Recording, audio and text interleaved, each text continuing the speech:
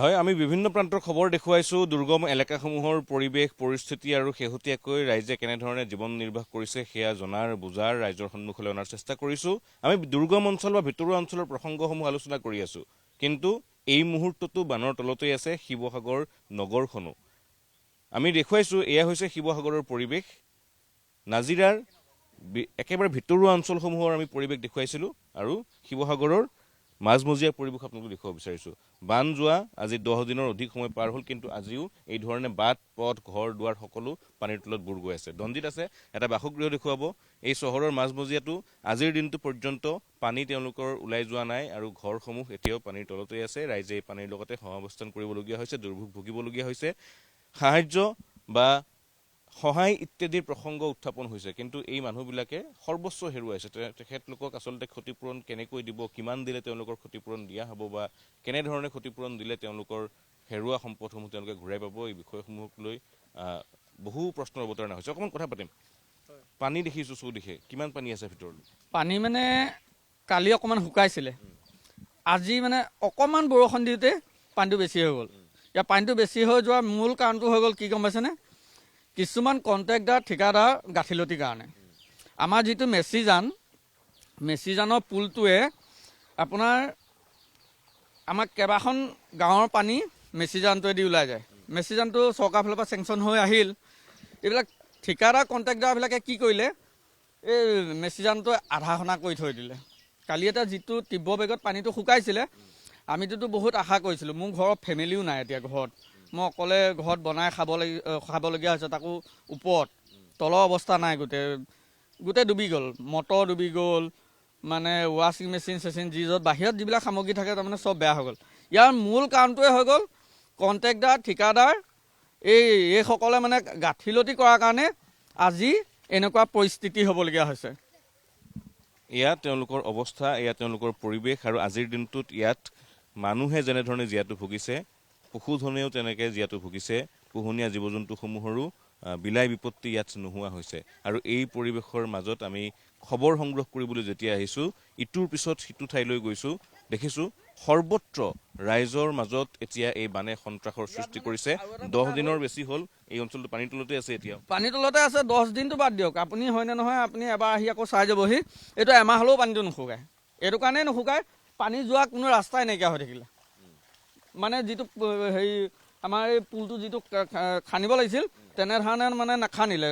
নখনাৰ কাৰণে এই পানী মানে এমাহৰ ওপৰতো নুশুকায়।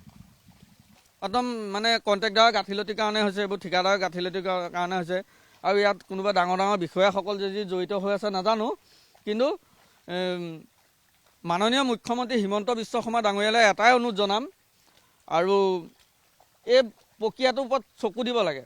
মানে এনেকুৱা ধৰণে চকু দিব লাগে, কামটো পইচাটো চেংচন হৈ গুচি আহে চৰকাৰৰ ফালৰ পৰা। শিৱসাগৰ গোটেই ডিষ্ট্ৰিক্টটোতে এনেকুৱা হৈ আছে, মানে কামটো আহে চৰকাৰৰ ফালৰ পৰা, কামটো এধাৰখৰীয়া কৰি পেলাই থৈ দিয়ে, আৰু ইয়াৰ কোনো চাওঁতে মানুহ নাই। এয়া ৰাইজৰ ক্ষোভ, আৰু ক্ষোভৰ কাৰণ হৈছে এই বান। কাৰণ বান অহা 10 দিনতকৈ অধিক সময় পাৰ হ'ল আৰু আজি পৰ্যন্ত তেওঁলোকে পানীৰ লগত এই ধৰণে সহাৱস্থান কৰিবলগীয়া হৈছে। এতিয়াও এই অঞ্চলসমূহৰ প্ৰায়সমূহ ঘৰ পানীৰ তলত বুৰ গৈ আছে, আৰু সেই পানীৰ মাজৰ পৰা নিজৰ ঘৰখন উদ্ধাৰ কৰিবলৈ তেওঁলোক আহিবলৈ সক্ষম হোৱা নাই। তেওঁলোক অপাৰগ হৈছে। বিভিন্ন ধৰণৰ কথা বতৰা ইয়াৰ মাজত ওলাইছে, বিভিন্ন ধৰণৰ গাফিলতি ইত্যাদি প্ৰসংগ উত্থাপন হৈছে, কিন্তু এই লোকসকলে যোৱা 10টা দিনে যি ভুগিছে সেয়া হয়তো তেওঁলোকে জীৱনকালত আৰু কেতিয়াও ইয়াৰ ক্ষতিপূৰণ লাভ কৰিব নোৱাৰিব বা ইয়াৰ ক্ষতিপূৰণ কৰিব নোৱাৰিব। কাৰণ এই বানে কেৱল মাত্ৰ তেওঁলোকৰ সা সম্পত্তিসমূহ উটুৱাই নিয়া নাই, এই বানে তেওঁলোকৰ সমগ্ৰ জীৱনৰ সকলো স্মৃতি ইতিমধ্যে বোৱাই লৈ গৈছে। আৰু বান ঠায়ে ঠায়ে কিছু কমিছে, বানৰ পানী ঠায়ে ঠায়ে কিছু হ্ৰাস পাইছে, কিন্তু এই অঞ্চলটোত পুৱা এজাক বৰষুণ দিয়াৰ পিছতেই পুনৰ বানৰ পানী বৃদ্ধি পোৱাৰ খবৰ আহিছে, আৰু এই খবৰসমূহে ৰাইজৰ মাজত উদ্বিগ্নতা পুনৰ বৃদ্ধি কৰিছে। আন এটা আমি পথ দেখুৱাইছোঁ, এইটো হৈছে মণিকাঞ্চন পথ। এই মণিকাঞ্চন পথটোত কেইবাগৰাকীও লোক থাকে, কেইবাটাও পৰিয়ালৰ বাসগৃহ, কিন্তু এই পথটো সম্পূৰ্ণ পানীৰ তলত যিমানে আপুনি আগবাঢ়ি যাব সিমানে পানী ইয়াত বৃদ্ধি পোৱা দেখিবলৈ পোৱা যাব। আৰু আমি পুনৰ উল্লেখ কৰিব বিচাৰিছোঁ যে কোনো ভিতৰুৱা অঞ্চল নহয়, এয়া হৈছে শিৱসাগৰ চহৰ। আৰু শিৱসাগৰ চহৰৰ জয়সাগৰ অঞ্চলত আমি যিহেতু উপস্থিত আছোঁ, এই অঞ্চলটোৰ আজিৰ পৰিৱেশ দেখুৱাইছোঁ। আজিৰ দিনটো পৰ্যন্ত এই ধৰণে বানত বুৰি আছে এই বৃহৎ অঞ্চল, বানত বুৰি আছে অঞ্চলটোৰ সকলো ৰাইজ। আৰু তাৰ মাজতেই আমি পৰিৱেশ দেখুৱাবলৈ যেতিয়া ইয়াত উপস্থিত হৈছোঁ, ৰাইজৰ মনৰ ভাৱ লোৱাৰ চেষ্টা কৰিছোঁ। ৰাইজে কৈ গৈছে কিহৰ কাৰণে এই বান হৈছে, এই বান ওলাই যোৱাৰ প্ৰক্ৰিয়া কি হ'ব, কিমান দিনৰ প্ৰয়োজন হ'ব, তেওঁলোকৰ মনত থকা সেই আশংকাবোৰ। কাৰণ কেৱল মাত্ৰ মানুহেই নহয়, এই অঞ্চলত থকা মানুহবিলাকৰ লগতে পশুধনসমূহো সমানে আক্ৰান্ত হৈছে। গৰু ছাগলী যিসমূহ পোহনীয়া জীৱ জন্তু আছিল, সেইসমূহ থাকিবলৈ আজিৰ দিনটোত ঠাইৰ অভাৱ ঘটিছে।